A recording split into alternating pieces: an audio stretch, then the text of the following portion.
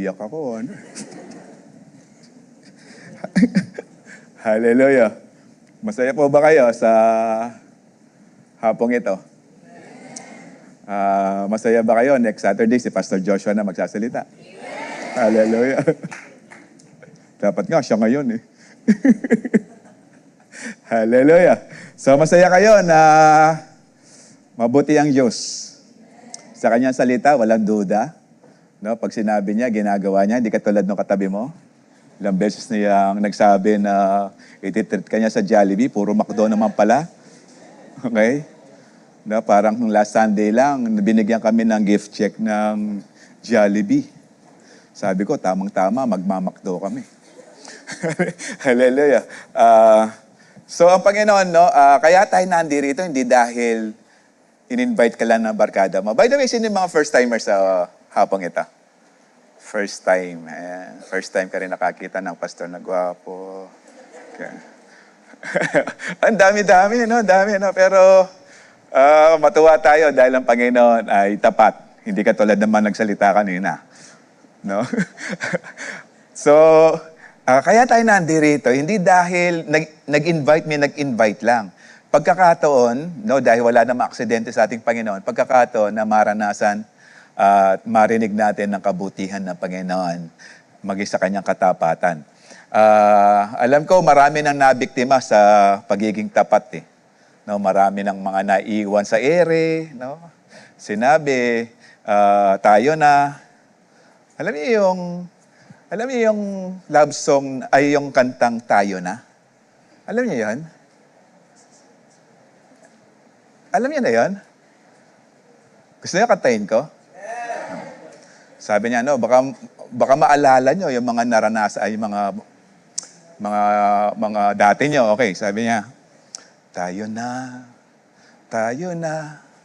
sa batibot. Kakaloko na. Okay. Then, nanggigising lang kasi malamig no? Baka tulog yung iba. Okay, so nandito pa rin tayo sa serye natin na ang katapatan ng Panginoon. God is faithful. No? Ang Diyos ay tapat at patuloy niyang pinapanariwa sa atin na ang Diyos ay tunay na tapat sa kanyang salita, yung last Saturday. No, kapag sinabi ng Panginoon, tapat ng Panginoon, at hindi siya nagsisinungaling, kapag sinabi niya, ginagawa niya. And I believe, mga Kristiyano at anak ng Diyos, kapag sinabi, ginagawa.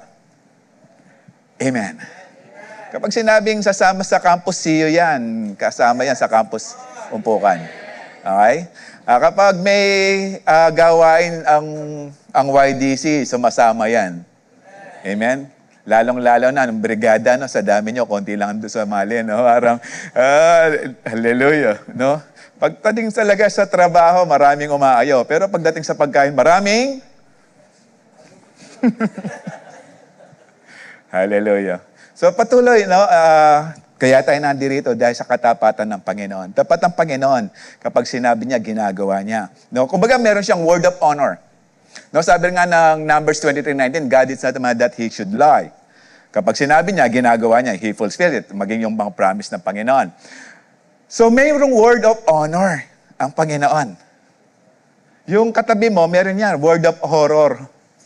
Nakakatakot na pag nagsalita. Pero ang Panginoon, meron siyang word of honor. Ibig sabihin, kapag sinabi niya, gagawin niya. No, pag sinabi niya, I will never leave you nor forsake you, gagawin ng Panginoon. He will be with us. Hallelujah. Kapag sinabi ng Panginoon, mahal ka niya, for the rest of your life, mararanasan niyo ang pagmamahal ng Panginoon. Hallelujah. No, kaya pag-uusapan natin ngayon, ang faithfulness ng Panginoon to His promise o promises. Ang Diyos ay tapat sa kanyang mga pangako. Tayo muna ay manalangin. Amang Diyos, muli kami lumalapit sa inyong paanan at nais namin, O Diyos, na kayo ang kumilos, kayo ang mag-minister, Lord, sa bawat isa na nandirito. And dalangin namin sa lahat, Lord, na kaming nandirito ay matuto po kaming panghawakan ang mga pangako mo sa buhay namin. Patuloy namin paniwalaan na kayo Diyos na makapangyarihan, tapat at tunay na umiibig sa amin, na sa lahat ng pagkakataon, pinapakita mo, O Diyos, na ikaw ay tapat. Maging Lord sa aming mga pangangailangan ng katapatan mo, O Diyos, ang patuloy mong nais mong maranasan namin. Maging sa mga sitwasyon na nandito, I do not know them. But Lord, as I pray sa aming pag-aaral ng iyong salita, lalong-lalo na sa mga pangako mo, ay mabago, O Diyos, ang kaisipan. Magkaroon, O Diyos, ng tapang upang ang mga sitwasyon na kanyang nararanasan ay maisambit niya at may pagkatiwala niya sa iyo. Lord, kayo rin po nangako, O Diyos, na come to me all who are weary and burdened and you will give us rest. Kaya Lord, sa lahat po na nandirito, mahayag ang iyong katotohanan at maging kami, Panginoon, ay maging tapat din sa aming pakikinig. Sa lahat ng aming pag-uusapan, let your name and let your will be done. And as I pray, Lord, na continue, Lord, to open our hearts of understanding upang lahat ng aming pag-uusapan, hindi lamang ito maging katalinuhan, kundi, Lord, panghawakan namin habang kami naghihintay sa iyong pagdating. Continue to be with us, O God. This we ask in Jesus' name. Amen and amen. So pag sinabing God is faithful to His word, ibig sabihin, He does what He says. So ginagawa niya yung mga sinabi niya. Okay, pag sinabing faithful to His promises, He fulfills what He's committed. Ibig sabihin, yung mga pangako niya, kinukommit niya para maranasan natin. Or committed siya para gawin ang mga bagay na to. Pag sinabing pangako, hindi pa yan, wala pa yan. Okay? Gagawin pa lang. Hindi katulad nung sinabi, posible nandyan na. Pero yung pangako, wala pa yan, pero consider it done. Parang pag sinabi ng Panginoon, bibigyan kita ng sasakyan, i-drawing mo na sa kaisipan mo kung ano yung klase ng sasakyan. Hallelujah. Pag sinabi ng Panginoon, magka-college ka, mag-aaral ka ng kolehiyo. Pag sinabi ng Panginoon, ngayon isipin mo na kung anong uniform ang sinusuot mo. Pangarapin mo na kung anong kulay ng uniform mo. Kung ikaw naka-necktie ba, kasi may mga ngayon naka-necktie, no? Yung anak ko naka-necktie pag pumapasok uniform ng Bright Star, no? Ang pinaka magandang eskwelahan sa buong Pilipinas. Bright Star Learning. You want to have a brighter future? Go sa Bright Star Academy. So kapag sinabi ng Panginoon, mag-aaral ka, isipin mo na kung ano yung mga, anong uniforme, anong ginagawa mo. Hindi yung pag sinabi ng Panginoon, mag-aaral ka, tapos wala, paupo-upo lang. No? Kapag wala pang tuition fee, pag wala pang sinabing, okay, anak, punta ka sa ganitong eskwelahan, mag-exam ka, entrance exam. Hindi mo pa iisipin kung anong uniform ang susuot mo. Pero kapag sinabi ng Panginoon, meron na siyang pangako sa'yo.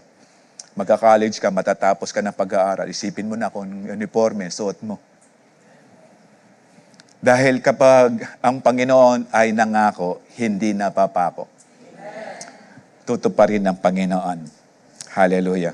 2 Timothy 2:13 said, if we are faithless, He remains faithful and He cannot disown Himself. So, kung tayo daw po ay faithless. So, may kaibahan yung faithless at unfaithful, no? Mamaya explain ko yon. Pero sabi na salita ng Diyos, if we are faithless, ibig sabihin wala pa, hindi ka pa nagtiwala sa ating Panginoon, pero ang Panginoon, He will remain faithful. Ibig sabihin, kapag narinig mo yung word ng Panginoon, tapos hindi pinangwalaan, hindi mo pinanghawakan, pinaniwalaan, hindi mo sinunod, patuloy ka pa rin ipoportion ng Panginoon. Patuloy pa rin siya magiging faithful. Dahil alam niya, kapag hindi ka nagkaroon ng ugnayan sa ating Panginoon, mapapahamak ka lang. Kaya nga, I believe, sa ating nandirito, ilang beses nyo nang narinig, merong Diyos na buhay at ang pangalan ng ang pangalan niya ay Jesus. Hindi ka kaagad tumayo, hindi ka kaagad nag-decide, hindi ka kaagad nagsabing, okay, pupunta ako sa YDC. Ang tagal pa. Nung sinabi na lang na merong cheese bread at donut sa YDC, dun ka lang dumating. Tapos nung narinig mo pa, may iced tea. Meron pa ba iced tea? Baka nagkakamali ako. Okay. So, kung meron pang iced tea, ay, paborito mo. Iced tea. Yung walang yelo. Ay, tea na lang pala yun pag walang yelo. Okay. Pero he will remain faithful, for he cannot disown himself. No? Although, kung babasahin mo 2 Timothy 2, may mga conditions, may negative and positive, kumbaga. Pero sinasabi ni Timothy na kapag pinag-uusapan ay pananampalataya, okay, yung pagiging tapat, ang Lord ay tapat. He cannot disown dahil nature niya ang magsasabi ng tapat at totoo. Okay? Nature niya to, hindi yan mawawala. Kahit anong gawin mo, He will remain faithful. Kaso nga lang, the more na lumayo ka sa Panginoon, the more na hindi mo raramdaman ang faithfulness ng Diyos sa buhay mo. Kaya nga He's using your friends para mailapit ka sa ating Panginoon. And praise God, nandito kayo, and I believe meron kayong maganda ugnayan sa ating Panginoon. Amen. So, ibig sabihin, kapag pinag-uusapan katapatan, yung sinabi kong, okay, ang Panginoon ay hindi siya source of truth lang. Because He is the truth. So, without God, walang katotohanan. Kaya yung katabi mo, kung hindi yan Kristiyano, mga sinasabi niyan, walang katotohanan. Pero, kapag ikay Kristiyano, kailangan kang maging faithful sa iyong mga salita at sinasabi at ginagawa. Okay? Ang Panginoon kasi ganito, kahit anong gawin mo, kahit sabihin mong, baliwalain mo siya, ang Diyos ipupurso ka pa rin niya. Kasa ito, kapag nagpatuloy ka ng lumalayo sa ating Panginoon, ang tendency, patuloy mo nire-reject ang Panginoon, patuloy na nagiging makalyo ang puso. Kaya darating ang time, hindi mo siya maramdaman. Pero while may oras pa, hayaan natin ang katapatan ng Panginoon ay maranasan ng bawat isa. Because God is faithful. No? Ito yung nature ng Panginoon. So, kailangan paniwalaan natin. His faithfulness is part of His very nature. Yung katangian niya. Okay? Ibig sabihin, hindi yan magbabago. Okay? Parang yung MC lang kanina. Yung prayer leader kanina. Ewan ko lang sa inyo kung sasabihin nyo, nature na nila ang pagiging pogi. Hindi na mawawala. Kayo yung magsasabi. Pero yung magsasalita ngayon, depende na sa inyo. Okay, pag sinabing nature, hindi talaga yan mawawala. Ibig sabihin, kung ang Diyos ay hindi na naging faithful, hindi na siya Diyos. Dahil nature na yan eh. O nagmamanifest through His character, yung kanyang pagiging faithfulness, o pagiging faithful. Okay. So we can rest today. God is faithful to His promises, not because we're perfect or you're lovable. Kaibig-ibig ka. Okay? No, but because Christ is. Nang dahil sa ating Panginoon. Kaya siya nagiging tapat at patuloy nating nararanasan ang katapatan ng Panginoon. Not because perfect na tayo, not because lovable tayo, not because napakagaling natin, but because of Jesus. Tandaan po natin ito.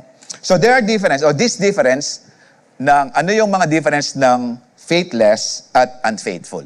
Okay. Pag sinabing faithless, lacking belief, ibig sabihin, walang paniniwala. So it's being without faith or skeptical. Yung nagdududa. Ang focus nito, your internal belief system. Kung paniniwalaan mo o hindi. Okay? Example nito, in the Bible, the faithless generation refers to people who refuse to believe God's power or promises. They suffer from doubt and lack of trust. Okay. Pag sinabi namang unfaithful, ito yung breaching trust. Yung paninira ng tiwala o pagsira ng tiwala. Being untrue or breaking a promise kapag unfaithful. Okay?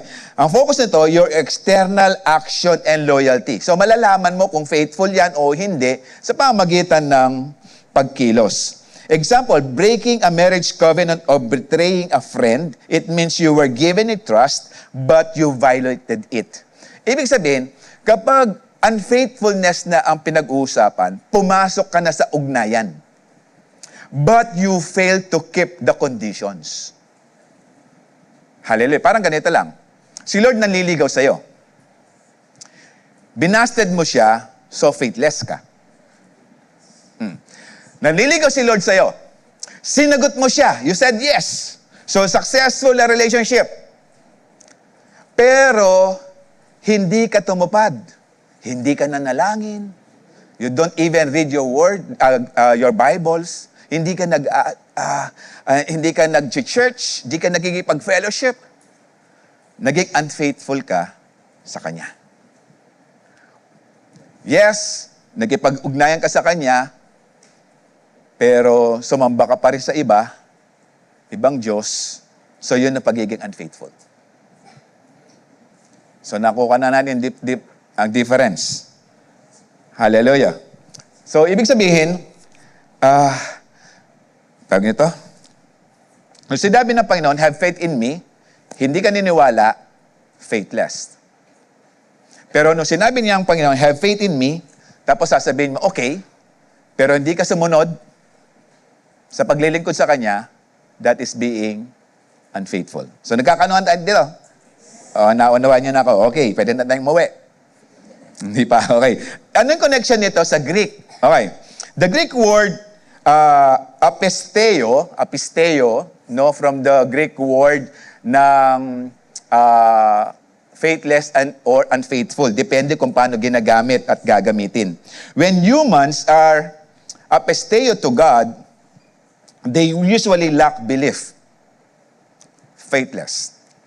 Pero when humans break a covenant, they are untrue to their word, that is unfaithful. So yung faithless, nakafocus yan sa absence of faith. Yung unfaithfulness, nakafocus yan on the violation of loyalty or covenant. Okay? Gusto niyo pa? Yung faithless is weakness. Yung unfaithfulness is wickedness in the eyes of God. Meron pa? Gusto niyo pa? Sunod na tayo. Okay. God is faithful to His promise because He is incapable of lying. So wala siyang kakayanan para magsinungaling. Hallelujah. Kaya pag sinabi niyang gwapo ka, maganda ka, totoo yun.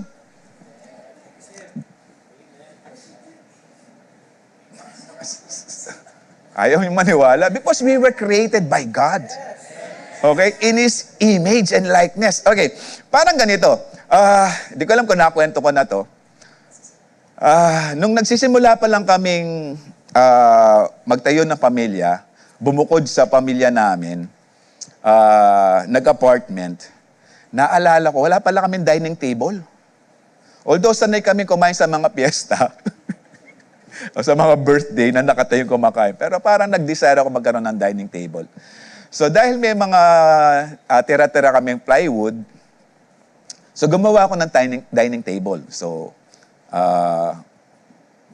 binarnisan, kinulayan siya, binarnisan siya ng ilang beses. Nung medyo maganda na siya, inuwi ko na, dinala ko na sa apartment. Okay? Tapos sabi ko, Han, ito na yung pinakamagandang dining table na nakita ko sa buong mundo. Bakit? Because I created it. In the eyes of God, we were created in His image and likeness. Maganda ka? Gwapo ka? Hallelujah. Okay, He is incapable. Okay, why? Bakit ang Diyos hindi siya pwedeng magsinungaling? Okay, God cannot lie because truth is not just a rule to He follows. Truth is who He is. Okay? He is the truth. Okay. Because God is light, and in Him there is no darkness. No, sinasabi na 1 John 1:5, a lie could contradict His holy essence. So for God to lie, He would have to cease being God. So kapag siya'y nagsinungaling na, hindi na siya magiging Diyos sa atin. Okay? So, siya yung source of truth. Hindi lang siya source of truth, He is the truth. He created everything, and He is the truth. Okay? So, yung character ng Panginoon na pagiging faithful, hindi yan mawawala at hindi yan magbabago. Because He cannot lie. Numbers 23:19, sinabi natin kanina, God is not a man that He should lie, No, hindi katulad ng katabi mo. Okay? Not a human being that he should change his mind. Kasi nga yung tao, malimit, magbago ng kaisipan. Pagdating ko mamaya sa YDC, idilibre ko siya ng kape. May kape ba? May kape pa? Wala ako sinakita doon. Okay. Idilibre ko siya ng kape. Kaso nakita mo, meron siyang 2 cookies. Di ka binigyan. Haliko na. Cookies siya mo, magkano ya ito? Kano ba yan? 40. Yung kape, 120. Yung maliit. Spanish latte. Ay, ano ba yun?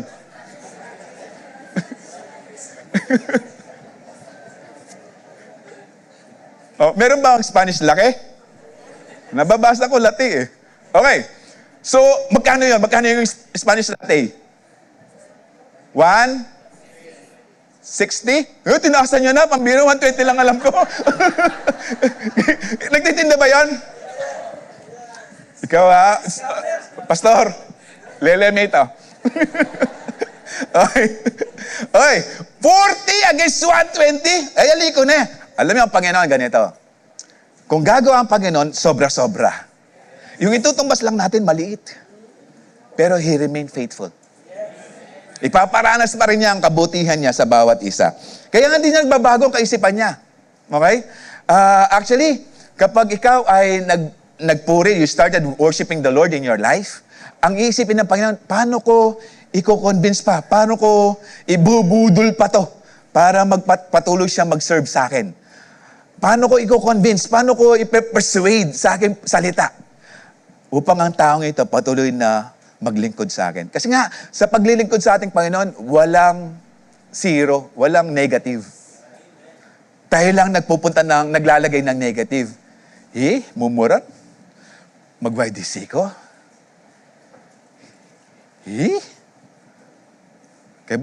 Pero maganda kapag umuulan. Kasi kapag kumuha ka ng iced tea, itapat mo lang sa ulan, dumadagdag. Okay. He should not change his mind. Does he speak and then not act? Does he promise and not fulfill? No, ang Diyos hindi kaya nga kinompare sa tao eh. Kasi ang tao, malimit kausap mo. Malimit nakikita mo. Kaya kinompare yan sa tao. Pero sinasabi ng Numbers right now, hindi siya katulad ng tao. Kasi ang tao nga sa lawahan eh. Hallelujah. Tina yung iPhone 16. Praise God, yung sa akin, iPhone 70. Advance. Siguro dumating na Panginoon, di pa ginagawa. Okay? So, kapag ang Panginoon, kapag siya ay nagsabi, hindi katulad ng tao kapag sinabi niya, minsan nag-iisip pa eh. Gusto kaya ito sinabi ko? Okay? Gusto kaya yung pangako ko? Karagol naman nata. Kampa mo, sabi daw, magkano kasi yung kamp? 4,000? Karagol na pa mo? Kaya ba't bulak-bulya mo yun yung lilibre ko keng camp? O asa na ngayon yung mga nalibre? Parang libre na ulit. Magwala. Hindi naman no? Okay? Kasi ang Panginoon, that's why He could not change His mind. Hindi siya pwedeng i-manipulate. Hindi katulad ng tao, medidinan. Mag-Starbucks, yan dinan me. Ikapin na ka mag-Starbucks Mag-Starbuko ka mo, kitang lalam. Dinan me. Okay?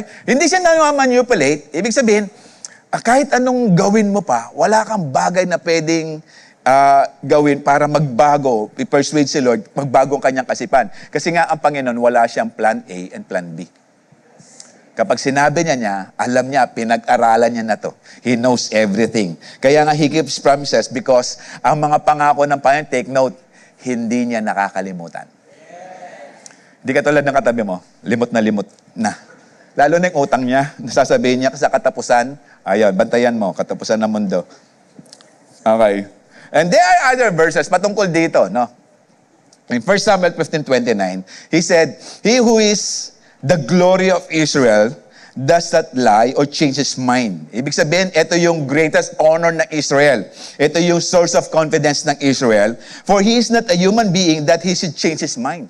Kaya nga pinangahawakan ng Israel ang salita ng ating Panginoon. Kaya Titus 1:2, in the hope of eternal life, which God, who does not lie, promised before the beginning of time. Ito yung eternal life na to, hanggang ngayon, mararanasan natin lahat ng nagbigay ng kanilang confidence sa ating Panginoon.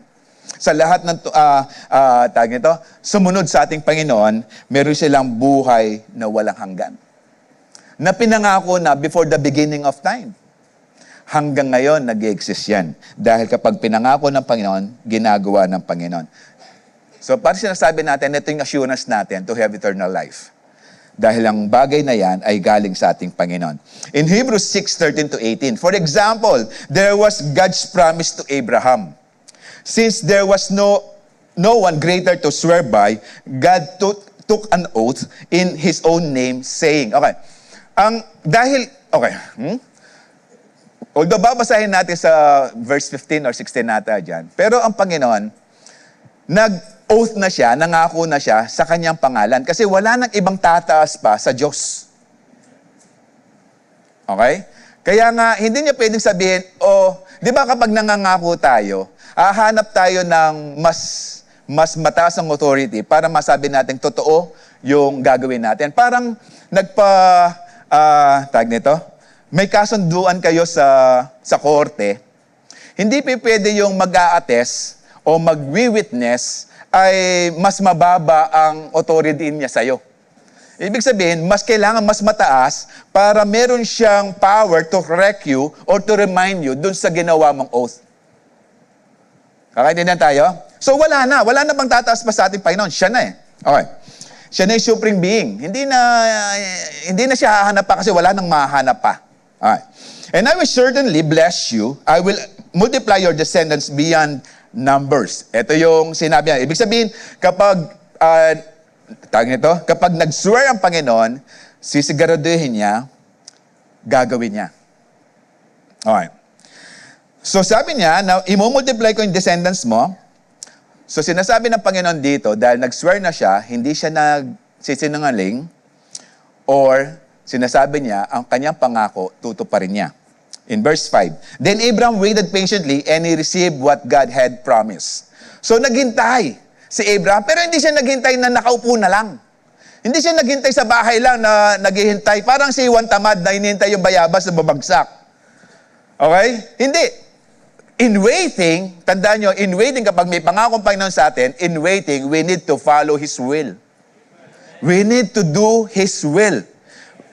Kailangan tayong gumawa. Hindi yung naghihintay na, puta na din tangya, kaya na ako gawa.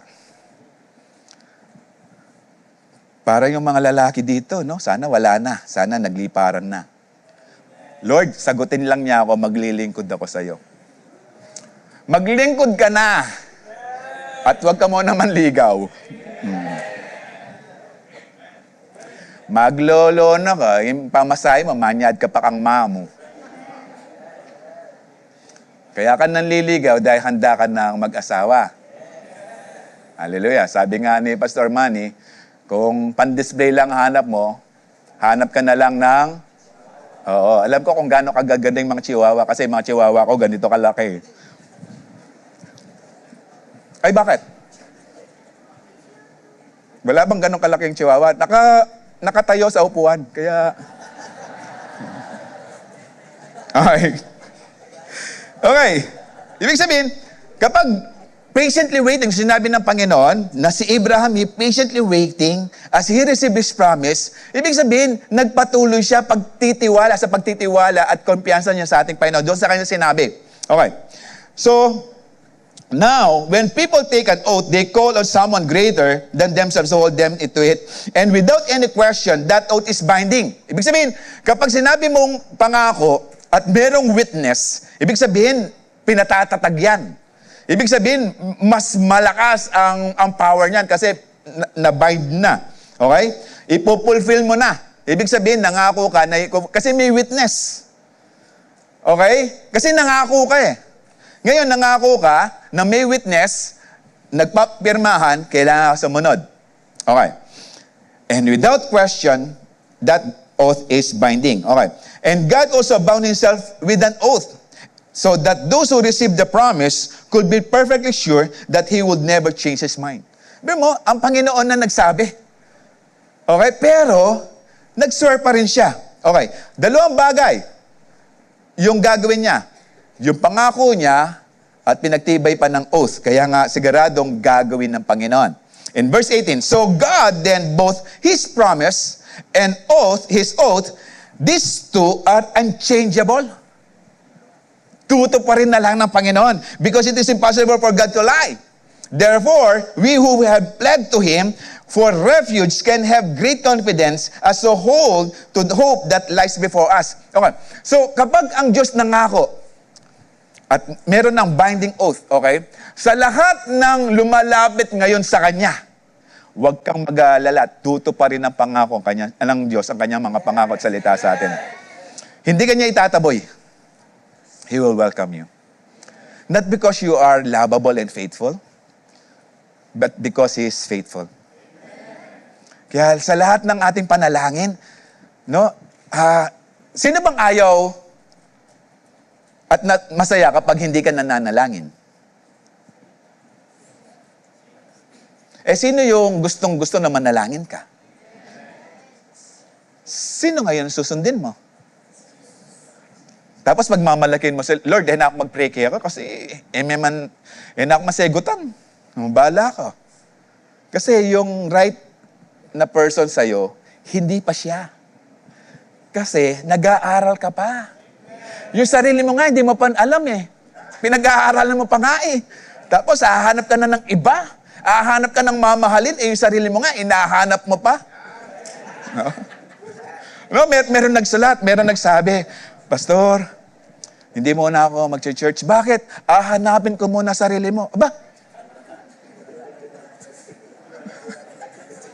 Saan mo naiwan?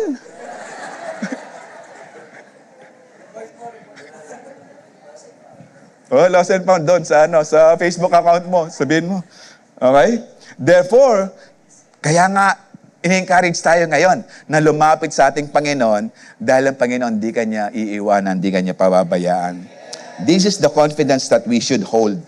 No, the promise na napakalakas nito, makapangyarihan.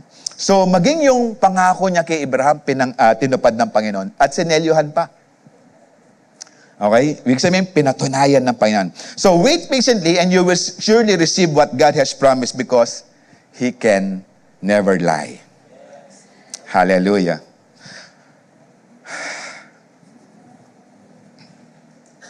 Okay. Kapag nanalangin ka, lagipan mo na salita ng Diyos. At doon mo malalaman kung will ng Panginoon. Yung panalangin. At kapag nandun na yung word ng Panginoon at nangako ang Panginoon, hintayin mo na. Pero magpatuloy ka sa paglilingkod sa ating Panginoon. Kasi sabi ng Panginoon, delight yourself in the Lord and He will give you the desires of your heart. And possibly, yung desire na yan, hindi pa ngayon. So you need to be faithful sa ating Panginoon na magpakaligaya sa Kanyang presensya para malaman mo yung para sa'yo at yung tama na para sa'yo. Para masasabi mong, yan na nga talaga. Siya na talaga. Hindi ka na magtatang, siya na ba? Siya na ba? Hallelujah.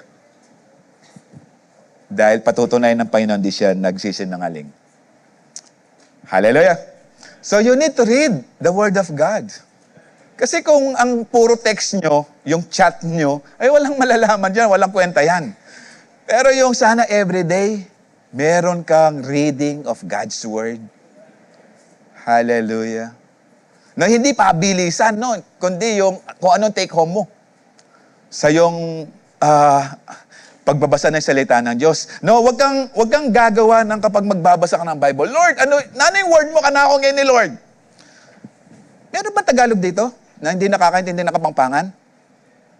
Naku, mag-aral kayo kasi sa langit Kapampangan. Alright. Kanyaman kasi mga pangbangan. Okay. Wag kang mag-devotion. Lord, anong will mo? Anong word mo ngayon sa akin? No, wag mo gagawin yung Bible mo kahit napakalaking Bible mo, tapos gaganon ka. Ay! Judas hung himself.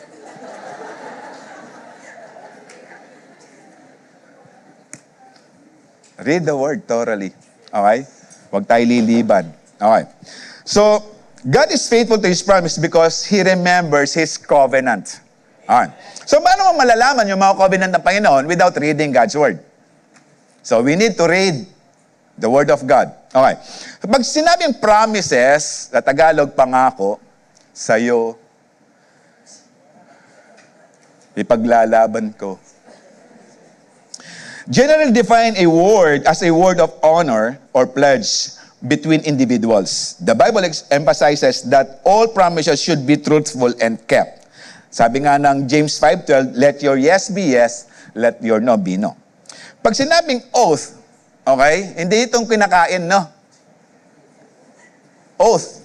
Okay, panunumpa. Okay.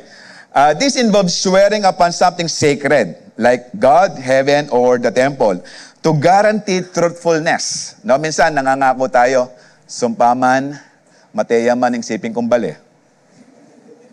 Kasi yung kapitbahay mo, nasa second floor, ikaw first floor lang, kaya mas mataas. So the Mosaic law heavily restricted and regulated oaths, commanding if a person makes an oath to the Lord, they must not break it. Now, even sa New Testament, sa Matthew 5, kapag nangako ka, huwag kang mangako using heaven.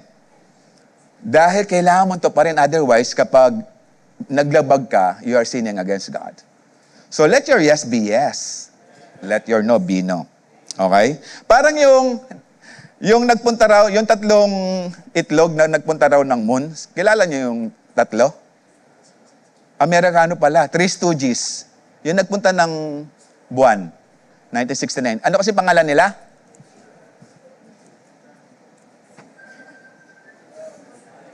Okay, naalala ko lang. Kasi yung isa doon, nung in-interview siya, sabi niya, talaga bang nagpunta ka sa buwan? Sabi niya, oo. Sabi, medyo matanda na siya. So that is many years ago. Sabi nung nag-interview, can you swear using this Bible, in this Bible, na talagang nagpunta ka sa buwan? Ayaw niya. Kasi alam niya, there is a greater consequence kapag siya ay nag-take ng oath sa salita ng Panginoon. So anong ibig sabihin nun? Hindi sila talaga nagpunta ng moon. Hallelujah.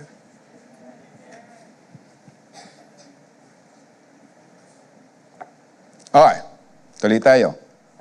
Kung may problema kayo doon, lapitan nyo lang si Pastor Joshua. Lapit ka lang sa akin. Okay. Okay.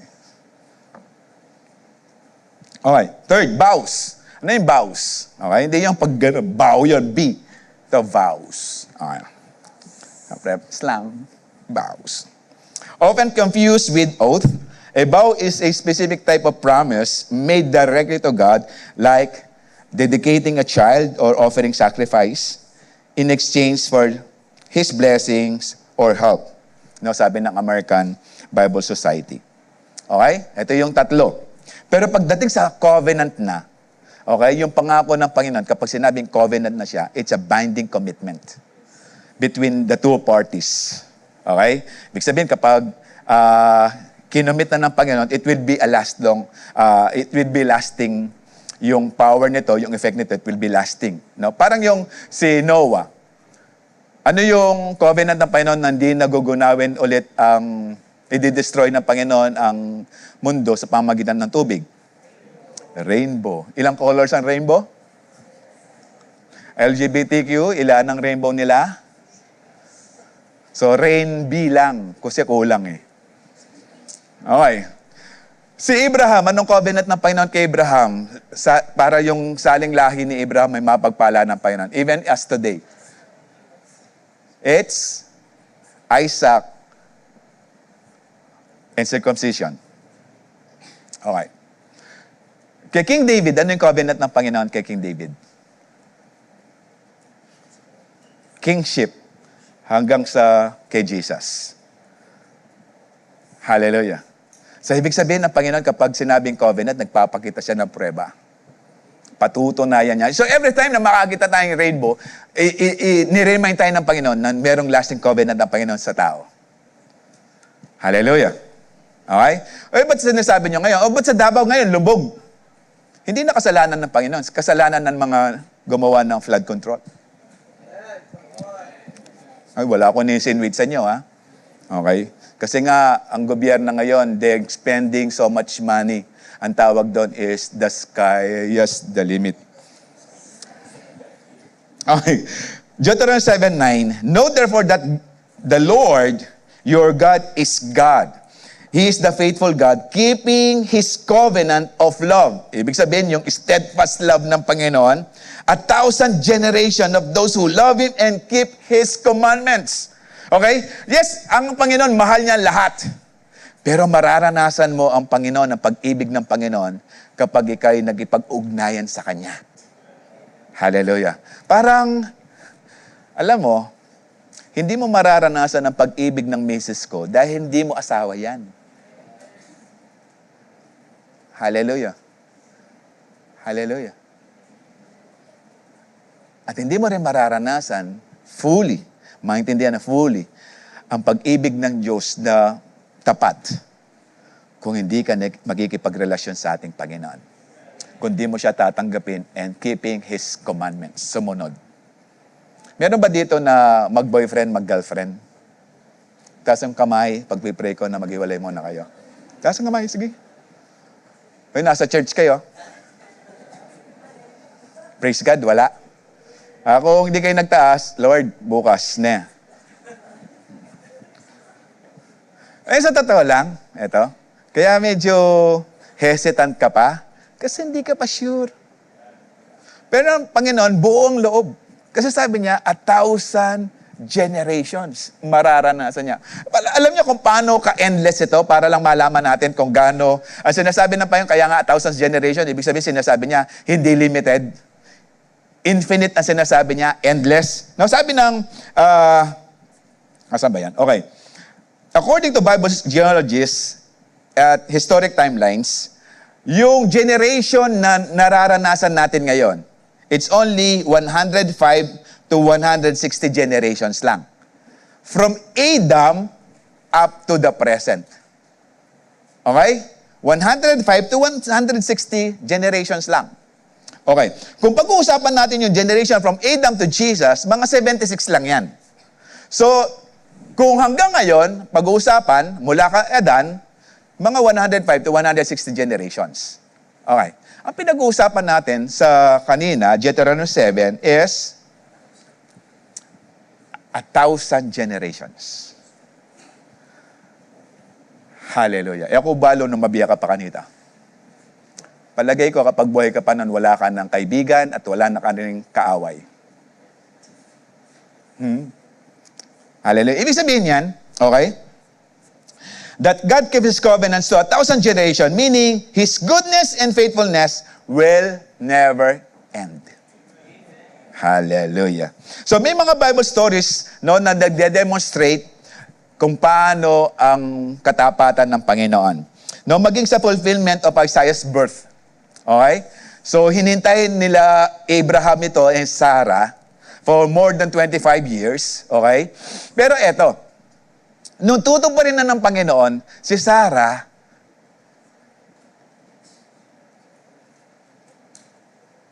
ang tawag doon, inisip ko lang kasi, natawa. Okay, natawa. Sa kalooban niya na, 90. Mga anak ko pa, 90.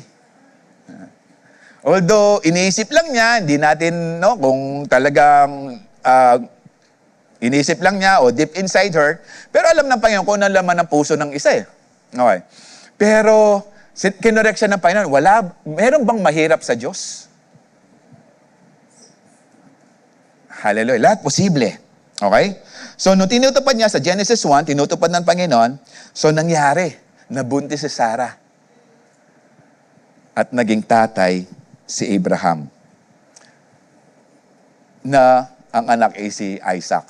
Okay, tinupad ng Panginoon. Although naghintay sila na maraming taon.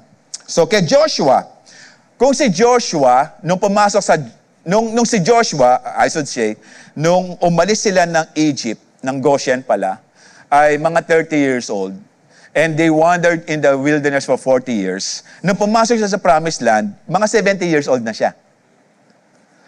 At nag-reign siya, at namatay siya ng 110, so mga 40 years siya nagre-reign. Kung umalis siya ng Goshen, about 20 years old, 40 years sa wilderness, 60 nung pumasok na siya sa Promised Land.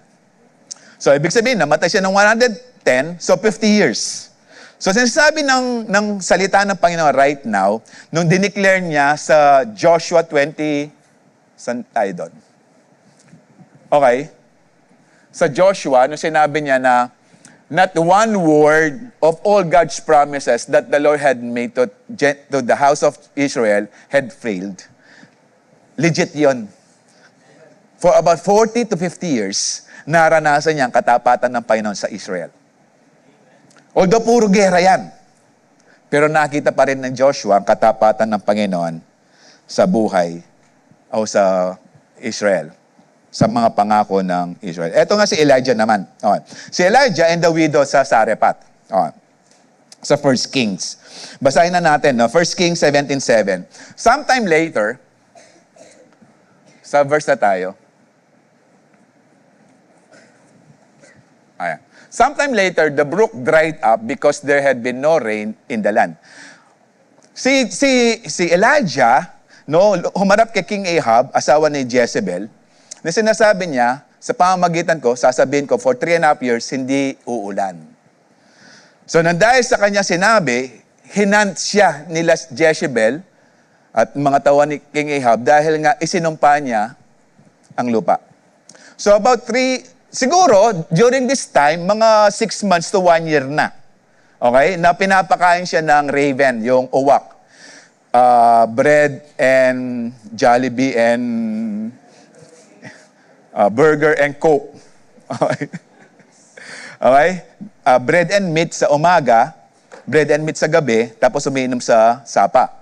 Kaso natuyo na siya. So sabi ng Panginoon, and then the word of the Lord came to him, go at once at Sarephath in the region of Sidon and Ader. I have directed a widow there to supply you with food. Okay? Maging ang Sarephath, o maging yung Sidon, ay naapektuhan din ng famine. Okay. Okay. Then, so he went to Sarephath. Pero pakita muna natin yung map. Nandyan ba yung map? Okay. Ito yung kung saan, Kerith, kung saan pinapakain si Elijah ng uwak. Sabi ng Panginoon, punta siya sa Sarephath doon, sa Sidon. Ito yung kung saan din yung Canaanite woman na sinabi ng Panginoon, no, hindi pwedeng itos lang sa dog ang pagkain para sa Israel. Okay? So yung Sidon, actually, lugar ni Baal yan. Okay? Malakas ang puwersa ni Baal dyan. No? Dyan yung Diyos-Diyosan na ni Baal. Okay. And sometime later, so punta na do. Tayong dito. He went to Sarephath. When he came to the town gate, nung papasok pa lang siya. Okay? Nakita na niya, there was this widow gathering sticks. So, posible ito. Pinay ni. Ito na siya. Kasi nga, papasok na siya eh. Tapos, ninakitang widow. Kasi sabi ng Panginoon, meron na siya nakausap na widow. Okay? Take note of the word. So he called to her and asked, would you bring me a little water in a jar so I may have a drink? Okay, so simple lang. Kasi posible may tubig pa doon. Pero, yung supply, konti na. Ito. Next. As she's going to get it, he called, and bring me, please, a piece of bread. As surely as your God lives, she said. Okay. As surely as your God, as the Lord your God lives. Kasi, para lang trivia lang, no? Yung Sidon, dahil hindi makapag-produce ng crop ang lugar, ang lupa, sinasabi nila during that time, si Baal tulog. Hindi naririnig ang panalangin. Kasi si Baal, he is the god of rain, fertility, and crops, good crops. Okay? So dahil nakakaranas sila ng famine, wala. Okay? Wala si Baal, tulog. Okay? O siguro, patay. Okay? Pero sinabi niya, as the Lord your God lives, she replied, I don't have any bread, only a handful of flour in a jar and a little olive oil in a jug. So konti na lang. I am gathering a few sticks to take home and make a meal for myself and my son, that we may eat it and die. So last meal na lang nila. Okay? Ngayon, inihingi pa ni Elijah. Sabi ni Elijah, okay, Elijah said to her, don't be afraid, go home and do as I have said. Parang napaka-insensitive, no? Parang walang pakiramdam. Last meal na nga lang eh. Kukunin pa. Okay. Go home and do what I have said. But first, make a small loaf of bread for me from what you have and bring it to me. Kasi konti na lang, kaya small. And then make something for yourself and your son. Okay? Ngayon, for this is what the Lord God of Israel says, the jar of flour will not be used up, and the jug of oil will not run dry until the day the Lord send rain on this land, on the land. So hindi yan maubos. Why? Sinabi ng Panginoon eh. Okay? Kasi sabi ng Panginoon, merong magpapakain sa iyo sa Sarephat. Widow. Pero siguro nung si Elijah, nung narinig niya, Lord, ito ba talaga? Kasi parang hindi naman mayaman. Paano ako pakakainin ito? Okay? Parang mas mahirap pa sa akin ito kasi yun na lang.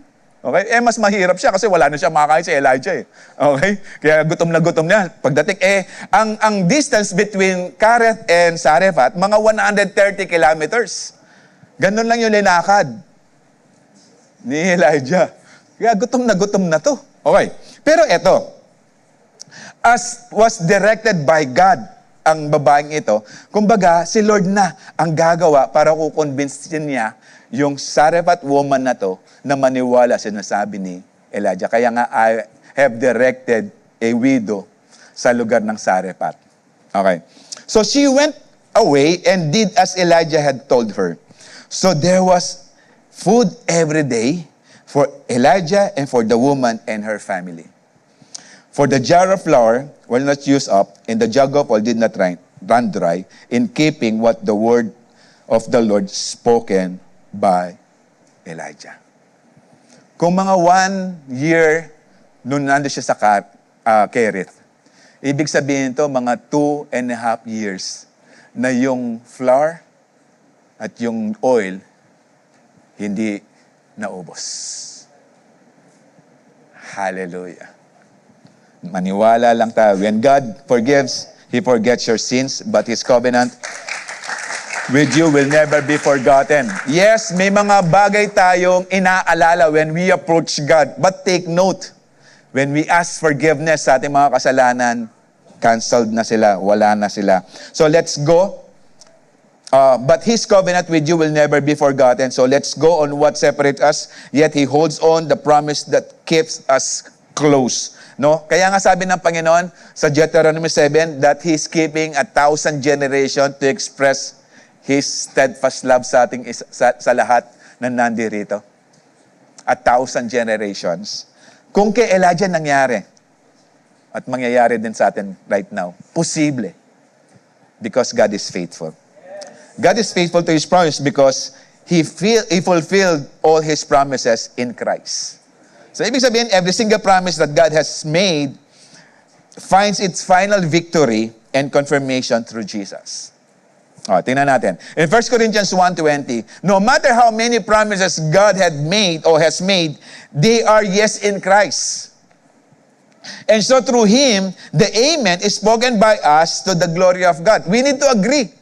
Whenever we agree, we are saying, yes, in your name, Jesus. Kaya nga, whenever we pray in Jesus' name because amen is one of the name of Jesus. Kaya whenever we pray in Jesus' name and we answer amen, ibig sabihin, pinagkakatiwalaan natin yung salita ng ating Panginoon. Hallelujah. In Luke 24:44, He said to them, this is what I told you while I was still with you. Everything must be fulfilled that is written about me in the law of Moses, the prophets, and the Psalms. Ibig sabihin, sinasabi lang ni Jesus dito kasi nagpakita siya sa mga disciples ng Panginoon.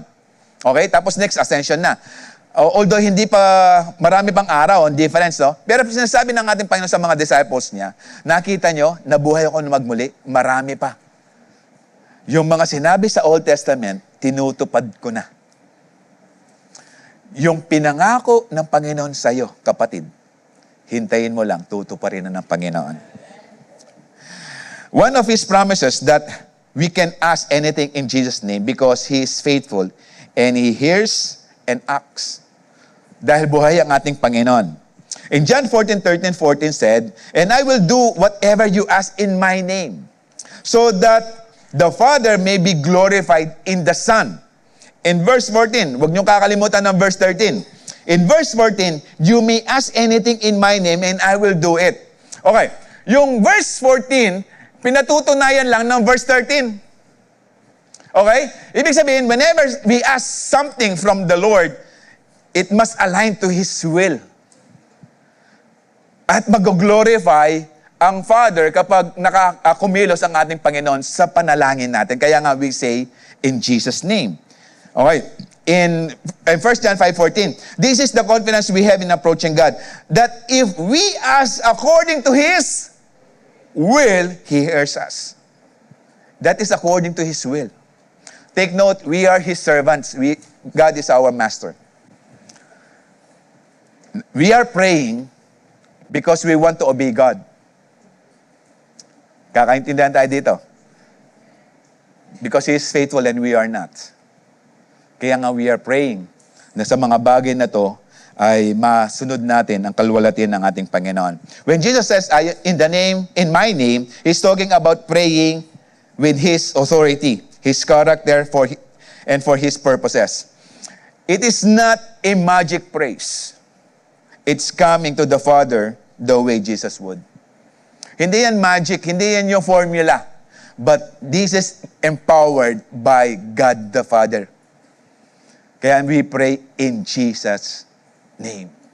And we say, Amen. Hallelujah. In John 14:6, Jesus answered, I am the way, the truth, and the life. No one comes to the Father except through me. Ibig sabihin, ang daan lang para sa ating Ama, ang ating Panginoon. So we can go directly. We cannot go directly, sa ating Father without Jesus. Kaya we say, in Jesus' name. Hallelujah. Yung iba, nagpipray, diretso na sa tatay. Pero sabi ng Panginoon, I am the way, the truth, and the life. No one comes to the Father except from me. So no one can go directly sa ating Diyos Ama. Hallelujah. No one. Because if we reject the Son, sabi na 1 John 3:23, 1 John 2:23, no one who denies the Son has the Father. So paano mo makukuha ang Ama if you reject the Son? If you deny Jesus. Whoever acknowledges the Son has the Father also. Because God is faithful, He gave us Christ to accomplish what we could not. In Him, every promise of forgiveness, access, and eternal life is made complete. So we can trust God even today. If He fulfills His greatest promise in sending Jesus, He will be faithful to fulfill every other promise in Him too. Kung yon binigay ng Panginoon, sabi ng Romans 8:32, He who did not spare His own Son, but gave Him up for us all, how He will not also along with Him, graciously give us all things. Kung binigay na nga niya kanyang anak. Hallelujah. Hindi pa niya ibibigay yung mga bagay na inihingi lang natin. Hallelujah. He loves us so much.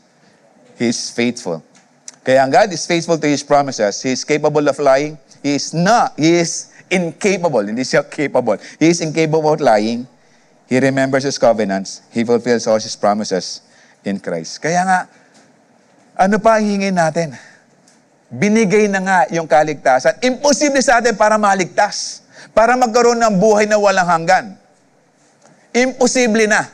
Pero binigay niya ang kanyang anak. Para magkaroon tayong ugnayan. At magkaroon tayo ng buhay na walang hanggan. Kaya nga kapatid, if you are fatherless, maybe hindi mo nararanasan yung protection ng tatay. Hindi mo nararanasan yung provision ng tatay. Hindi mo nararanasan yung pag-ibig ng ama. But we have God as our Father. Sabi ng Psalms, a father to the fatherless. This is God's promise. Hallelujah. Kung ikaw ay pagod na sa mga problema, sinasabi mo, problema ng pamilya, sa mga sitwasyon na nararanasan mo, pangako ng come to me all who are weary and burdened, and I will give you rest. Bakit tayo bibigyan ng rest ng Panginoon? Because sabi ng 1 Peter 5:7, cast all your cares. Because He cares for us. Kaya the only thing na kailangan natin gawin today, lapit lang sa ating Panginoon. He is faithful. Yayakapin tayo ng Panginoon. Sabi rin ng John 14:18, He will not leave you as orphans. I will come to you. Hindi ka pababayaan ng Panginoon. If the Lord said, I will never leave you nor forsake you. In Hebrews 13:5. He is faithful to fulfill that promise. Pagkatiwala lang natin ng Panginoon. No? Maging sa communion natin ginagawa, bigyan natin emphasis sa buhay natin. Because hindi nagkamali ang Panginoon para ibigay ang kanyang buhay para sa iyo. Dahil gusto ng Panginoon, maranasan mo kung gaano siya katapat, kung gaano kanya kaibig, maging sa oras na to. Tayong lahat itumayo.